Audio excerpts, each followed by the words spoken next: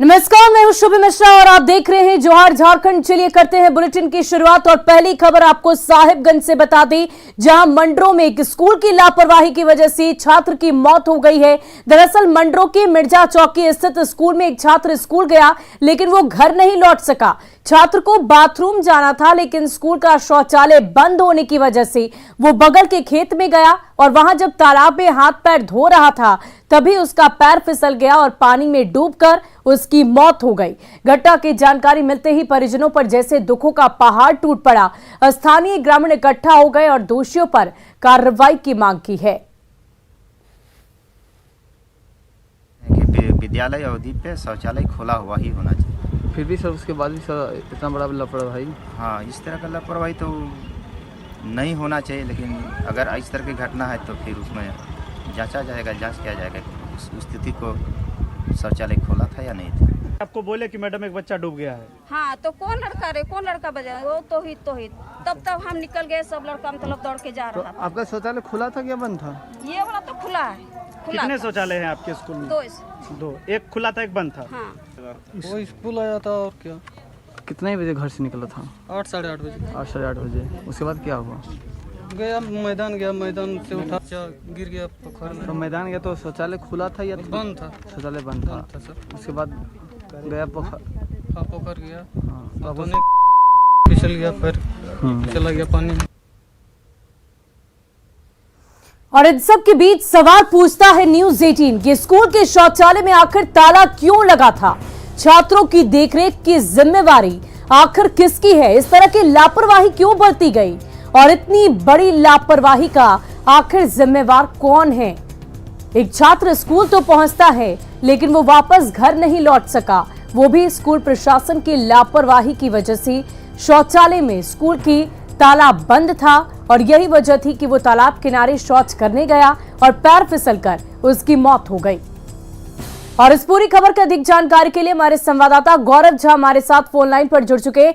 गौरव, क्या कुछ जानकारी स्कूल प्रशासन की तरफ से मिल पा रही है? क्यों आखिर शौचालय का ताला बंद रखा गया था? क्या वो शौचालय यूज नहीं किया जा रहा था? जी, हम आपको बता दें कि ये पूरी घटना जो है वो मंडरो मिर्जा चौकी क्षेत्र की है, जहां तितरिया पंचायत में पढ़ने वाले राजकीय उत्क्रमित मध्य विद्यालय में एक बच्चा स्कूल जाता है, उसे शौच लगता है। और सबसे बड़ी बात कि वो बच्चा खुले में शौच करने इस वजह से जाता है क्योंकि स्कूल का जो शौचालय है उसमें ताला बंद रखा जाता है। जब हमने इन चीजों को लेकर स्कूल प्रबंधन से बात किया है, स्कूल के प्रिंसिपल से बात किया है, तो स्कूल के प्रिंसिपल ने बताया है कि एक शौचालय खुला था और दूसरा बंद था, लेकिन जो एक खुला था वो जो शौचालय था वो लड़कियों के लिए शौचालय था। तो सवाल ये होता है कि आखिर बालक वर्ग के लिए जो शौचालय था उसे बंद कर आखिर रखा ही क्यों गया था? क्या उस शौचालय को जो स्कूल की कमेटी है या स्कूल के जो प्रिंसिपल है वो पर्सनल तौर पर यूज करने के लिए रखते थे ताकि बच्चों के साथ ऐसी स्थिति हुई? और सवाल ये भी होता है कि आखिर स्कूल जब चल रहा था तो उस दरमियान बच्चे स्कूल से बाहर कैसे चल गए? इन तमाम चीजों को लेकर ग्रामीणों में जो है वो भी आक्रोश देखा जा रहा है। गौरव, छात्र के जो अभिभावक है, क्या उनसे आपकी बातचीत हो पाई है? उनका कुछ कहना है? जी, उनके परिजनों का कहना है कि जो भी दोषी हैं इस पूरे मामले में, जिन्होंने भी शौचालय में ताला बंद रखा था, जिन्होंने भी बच्चे की देखरेख नहीं की, उन तमाम लोगों पर कार्रवाई हो। इससे पहले जो प्रखंड लेवल के जो अधिकारी हैं वो भी वहां पहुंचे थे और तमाम बिंदुओं पर जांच किया जा रहा है कि आखिर शौचालय को आपने बंद रखा क्यों था? क्या आप शौचालय या फिर स्कूल को जिस तरीके से रन किया जा रहा है बच्चों पर निगरानी नहीं रखी जा रही है? इन तमाम चीजों पर अब जांच यहाँ से शुरू हो। गौरव, क्योंकि छात्र का पैर फिसलने से मौत हो गई है, तालाब में वो डूब गया, क्या उसके शव को अब तक बाहर निकाला गया है इस तालाब से? स्थानीय लोगों की मदद से उसके सबको बाहर निकाल लिया गया है, जिसके बाद की परिजनों ने कहा कि नहीं, उन्हें पोस्टमार्टम नहीं कराना है, तो एक लिखित रूप से आवेदन के बाद पोस्टमार्टम से मना किया गया है। उसके बाद सबको परिजनों को सौंप दिया गया। बहुत बहुत शुक्रिया गौरव हमारे साथ जुड़ने के लिए, तमाम अपडेट के लिए। तो ये बड़ी खबर आपको साहिबगंज से बता रहे थे, जहां स्कूल प्रशासन पर अभिभावकों का गुस्सा फूटा क्योंकि एक छात्र पहुंचा तो स्कूल, लेकिन वापस अपने घर को लौट ना सका। और चलिए अब बढ़ते हैं अगली खबर की ओर। कोडरमा के पंचखेरो डैम नाव हादसे में गायब सभी शव को आज निकाल लिया गया है। कल एनडीआरएफ की टीम ने 6 शवों को बाहर निकाला, जिसके बाद देर शाम रेस्क्यू ऑपरेशन बंद कर दिया गया। आज सुबह से फिर से एनडीआरएफ की टीम ने रेस्क्यू ऑपरेशन शुरू किया, जिसमें 2 और शवों को बाहर निकाला गया। वहीं हादसे के बाद परिजनों का रो रो कर बुरा हाल है। ये तस्वीरें आप देख सकते हैं किस प्रकार एनडीआरएफ की तरफ से लगातार रेस्क्यू ऑपरेशन चलाया जा रहा है। कल शाम को 6 शव बाहर निकाले गए थे और आज एक बार फिर से 2 शवों को बाहर निकाला गया है। कुल मिलाकर 8 लोगों की मौत की खबर सामने आई थी। रविवार को ये हादसा हुआ था जहां इस डैम में नाव पलट गई और नाव पलटने के बाद 8 के 8 लोग इस नाव के पलटने के बाद उनकी मौत हो गई है। ये तस्वीरें आप देख रहे हैं। आज सुबह से फिर से रेस्क्यू ऑपरेशन चलाया जा रहा है और इस पूरी खबर की अधिक जानकारी के लिए हमारे संवाददाता रितेश हमारे साथ फोन लाइन पर जुड़ चुके हैं। रितेश, क्या कुछ अपडेट है? सारे शवों को बाहर निकाल लिया गया है या इसके अलावा भी और कुछ ऑपरेशन जारी रहेगा? जी, मैं बता दूं कि जैसी जानकारी मिली थी हमें एसपी के द्वारा कि 8 लोगों के डूबने की पुष्टि एसपी के द्वारा की गई थी, कोडरमा एसपी के द्वारा, और जिसमें से कि कल सोमवार को दिन भर चले रेस्क्यू ऑपरेशन में 6 शवों को निकाला गया था। अंधेरा होने के कारण से कल रेस्क्यू को बंद कर दिया गया था। आज अगले सुबह 4-5 बजे से ही फिर से एनडीआरएफ की टीम पानी में उतरी थी, जिसके बाद 2 बच्चों की शव को निकाला गया है। हालांकि अब उन सभी शवों को कोडरमा के सदर अस्पताल में अंत परीक्षण के लिए भेजा गया है और फिलहाल ये रेस्क्यू ऑपरेशन थोड़ी देर के लिए रोका गया है। फिर भी पुष्टि 8 लोगों की हुई थी और 8 शव को बरामद कर लिया गया है। जी, बहुत बहुत शुक्रिया हमारे साथ जुड़ने के लिए रितेश, तमाम जानकारी के लिए। तो रविवार को ये बड़ा हादसा हुआ था और इस नाव हादसे में 8 लोगों की मौत की खबर थी। रेस्क्यू ऑपरेशन लगातार चलाया जा रहा था और इसी दौरान 8 लोगों के शव को अब बाहर निकाल लिया गया है। फिलहाल ये तस्वीरें आप देख पा रहे होंगे किस प्रकार स्थानीय लोग और एनडीआरएफ की टीम लगातार वहां पर मुस्तैद है और ऑपरेशन जारी है। और लोहरदगा की किस्को का चरहू राजकीय उत्क्रमित उर्दू हाई स्कूल विवादों की घेरे में आ गया है और इसी स्कूल में 1976 में पढ़कर निकले कई पूर्वोत्तरी छात्रों ने आरोप लगाया कि उनके समय स्कूल के सर्टिफिकेट में उर्दू का जिक्र ही नहीं था, पर अब स्कूल के नाम में उर्दू शब्द जोड़ दिया गया है। ग्रामीणों की ये शिकायत बीजेपी सांसद सुदर्शन भगत ने लोहरदगा के शिक्षा विभाग तक पहुंचाई तो मामले की जांच शुरू की गई। साथ ही स्कूल से जुड़े पुराने दस्तावेज भी खंगाले जा रहे हैं। ये सामान्य विद्यालय था, लेकिन अचानक अकस्मात कैसे यह विद्यालय उर्दू उच्च विद्यालय के रूप में परिणत हो गया, ये ग्रामीणों की तरफ से चिंता की विषय है।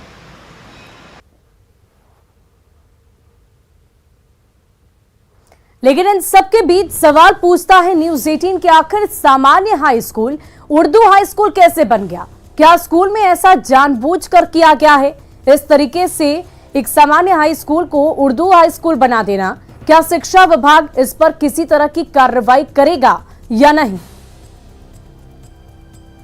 तो ये तमाम सवाल ऐसे हैं जो उठने लाजमी हैं कि आखिर एक सामान्य high school Urdu high school कैसे बन जाता है और उसके बाद वहां पर उर्दू की पढ़ाई लिखाई तो होती ही है और भी कई तरह की अलग अलग गतिविधियां स्कूल में होती है और एक सामान्य हाई स्कूल को उर्दू हाई स्कूल में तब्दील कर दिया जाता है।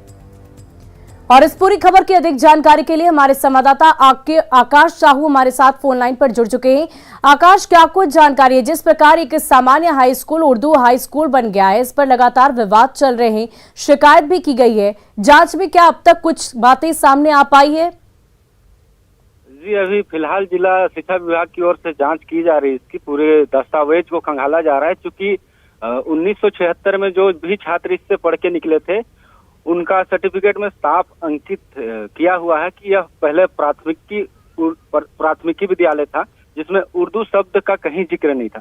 जिसके बाद अचानक धीरे धीरे यह इस स्कूल पर उर्दू शब्द लगा दिया गया है, जिसका जो पूर्ववर्ती छात्र हैं उन्होंने इस पर आरोप लगाया है कि यह पहले प्राथमिकी विद्यालय था, जिसके बाद इसे उर्दू शब्द जोड़ा गया है, जिस पर यहाँ के स्थानीय सांसद ने भी जांच की मांग की है। जिसके बाद शिक्षा विभाग की ओर से पूरी दस्तावेजों का जांच किया जा रहा है कि आखिर इस विद्यालय को उर्दू कब किया गया और किस आधार पर किया गया, और जिला शिक्षा विभाग फिलहाल इसे उर्दू स्कूल का मान्यता देकर इसे उर्दू स्कूल के लिस्ट में शामिल कर लिया है। आकाश, जो आगे की जांच की जा रही है, पुराने दस्तावेजों को खंगाला जा रहा है, क्या उनमें कुछ ऐसी जानकारी, कुछ स्पष्टता सामने आ पाई है कि आखिर इस सामान्य हाई स्कूल को उर्दू बनाने की बात आई कैसे? जी, अभी फिलहाल जांच चल रही है। इस स्पष्टता अभी तक जिला शिक्षा विभाग की ओर से नहीं दिया गया है। और जांच रिपोर्ट जिला शिक्षा पदाधिकारी के पास वो बार बार स्कूल विजिट कर रहे हैं और वहां देख रहे हैं कि आखिर किस तरह से जिला शिक्षा विभाग की ओर से चूक हुई है, या फिर यह सच में उर्दू विद्यालय है, या फिर जी बहुत बहुत शुक्रिया हमारे साथ जुड़ने के लिए आकाश, तमाम जानकारी के लिए। तो विवादों के घेरे में उत्क्रमित उर्दू हाई स्कूल है, सामान्य हाई स्कूल आखिर उर्दू हाई स्कूल में कैसे तब्दील हुआ, ये एक बड़ा सवाल है। और खबर रिम्स को लेकर, जहां डायनेमिक बेड सिस्टम की व्यवस्था कारगर साबित नहीं हो रही है, जिसका नतीजा साफ आप तस्वीरों में देख सकते हैं। यहां आने वाले मरीज अब भी फर्श पर ही इलाज कराने को मजबूर हैं। सबसे ज्यादा परेशानी न्यूरो वार्ड में है। विभाग में करीब 150 मरीजों को भर्ती करने की क्षमता है, जबकि अमूमन यहां 300 से ज्यादा मरीज भर्ती रहते हैं। उधर सर्जरी और हड्डी विभाग में भी यही हाल है। यहां भी बेड नहीं मिलने के कारण मरीजों को इलाज फर्श पर ही कराना पड़ता है। मजबूरी ऐसी कि अगर उन्हें सलाइन भी चढ़ाया जा रहा तो वो वार्ड के बाहर फर्श पर एक रस्सी के सहारे दवाई की बोतलें टांग कर मरीजों को सलाइन चढ़ाई जाती है। डॉक्टरों की दलील है कि कम होने का नाम ही नहीं लेती और साफ साफ कहते हैं कि कम से कम उनकी जान तो बच रही है। और राजधानी रांची के रिम्स में मरीजों को तो स्ट्रेचर नसीब नहीं होता, पर व्हील चेयर पर सामान जरूर ढोए जाते हैं बड़ी उम्मीदों के साथ। जब झारखंड के दूर दराज से गरीब मरीज रिम्स की चौखट पर अपना कदम रखते हैं तो सिवाय ना उम्मीदी के उन्हें कुछ भी हाथ नहीं लगता। रिम्स की कड़वी हकीकत, गोद में मरीज, व्हील चेयर पर सामान, मरीजों का भगवान ही मालिक।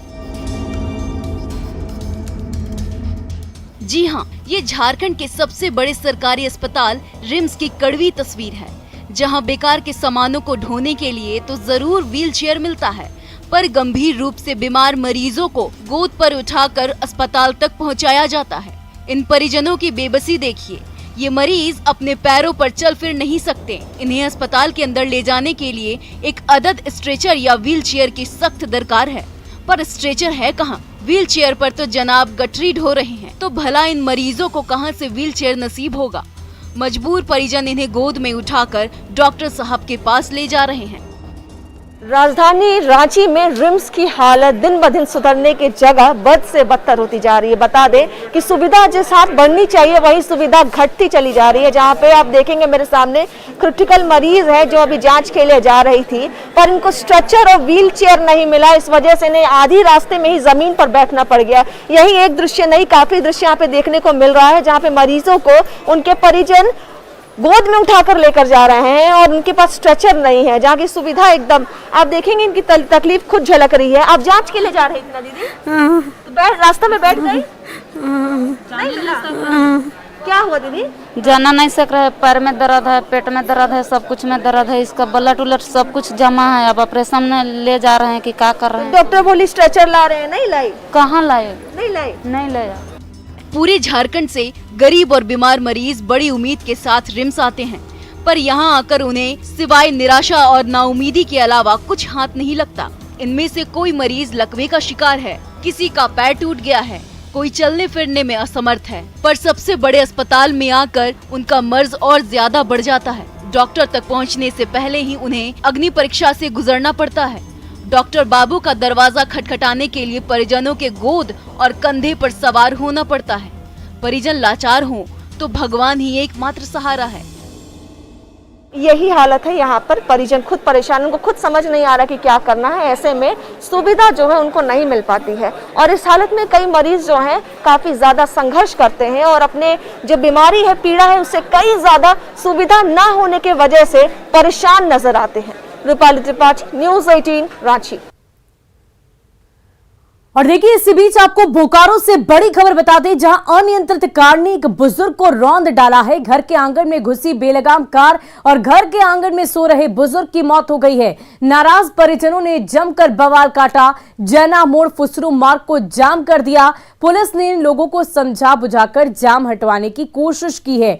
तो घर के आंगन में एक बुजुर्ग सो रहा था और इसी दौरान अनियंत्रित कार घर के आंगन में ही घुस गई और वहीं पर टक्कर मारी और बुजुर्ग की मौत हो गई। और इसी को लेकर ग्रामीणों में काफी ज्यादा आक्रोश है, गुस्सा है। नाराज परिजनों ने सड़क को जाम भी किया। हालांकि प्रशासन वहां पर पहुंची और उन्हें समझाया बुझाया है। मामले को शांत कराने की कोशिश की जा रही है। और खबर रामगढ़ की डुमरबेड़ा गांव से, जहां आजादी के 75 साल बाद पहली बार बिजली आई। इस मौके पर ग्रामीणों की खुशी का ठिकाना न रहा और पूरे गांव में जश्न मनाया गया।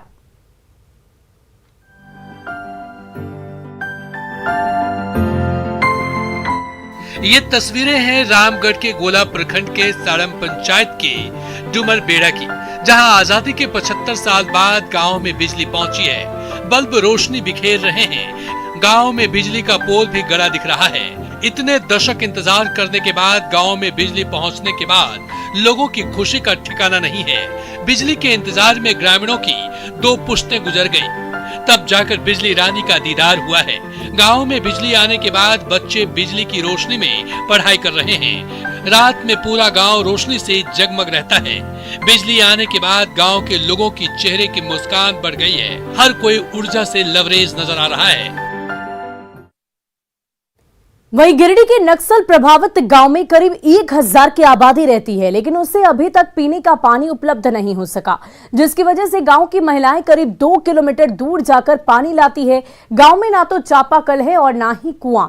ग्रामीण नदी और तालाब का पानी पीकर अपना गुजारा करते हैं और इस नदी में जानवर भी पानी पीते हैं। लेकिन ग्रामीणों की मजबूरी है, क्योंकि उनके पास कोई साधन ही नहीं, पीने का पानी उपलब्ध ही नहीं। इन ग्रामीणों को देखकर लगता है कि स्थानीय प्रशासन से लेकर सरकार ने इन्हें अपने हाल पर छोड़ दिया है।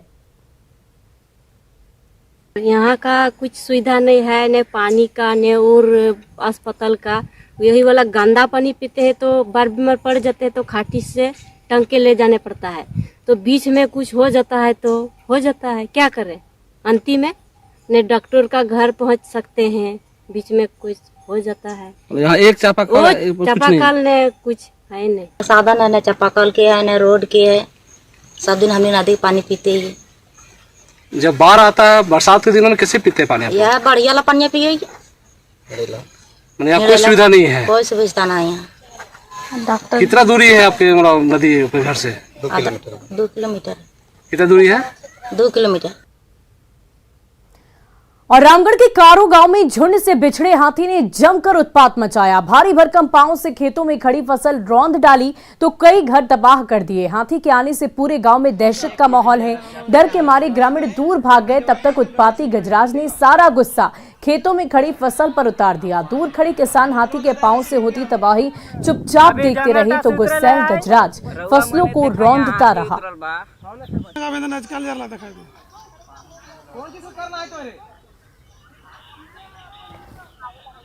रुक रुक, व्हाट्सएप में करता हूँ मैं तो।